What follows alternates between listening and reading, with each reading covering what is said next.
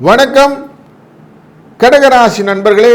ராசிநாதனான சந்திர பகவான் உங்களுடைய ராசியினுடைய 8ஆம் இடத்திலிருந்து தன்னுடைய தொடக்கத்தை ஆரம்பிக்கிறார். சதய நட்சத்திரத்திலிருந்து ஆயில்யக்காரர்களுக்கு கொஞ்சம் சந்திராஷ்டமம் கொடுத்துவிட்டு ஆரம்பம் செய்யக்கூடிய 11 மேயிலிருந்து 17 மே உள்ள காலகட்டங்களிலே கார்த்திகை நட்சத்திரம் வரைக்கும் செல்ல இருக்கிறார். அப்படி அவருடைய பயணமானது 9, 10, 11 என்று லாபஸ்தானம் வரை இருக்கிறதுனாலே பூர்வ புண்ணியத்தின் அடிப்படையில் தெய்வீக காரியங்களிலே நிறைய முன்னேற்றங்கள் உண்டு.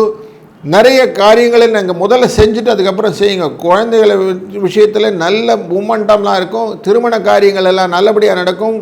புதிய குழந்தை வரவு போன்றவையெல்லாம் இருக்கக்கூடிய சூழ்நிலையும் இந்த வாரத்தில் இருக்கிறது. சுபிட்சத்தின் எல்லைகள் நிறைய இருக்கிறது இந்த வாரத்தில்.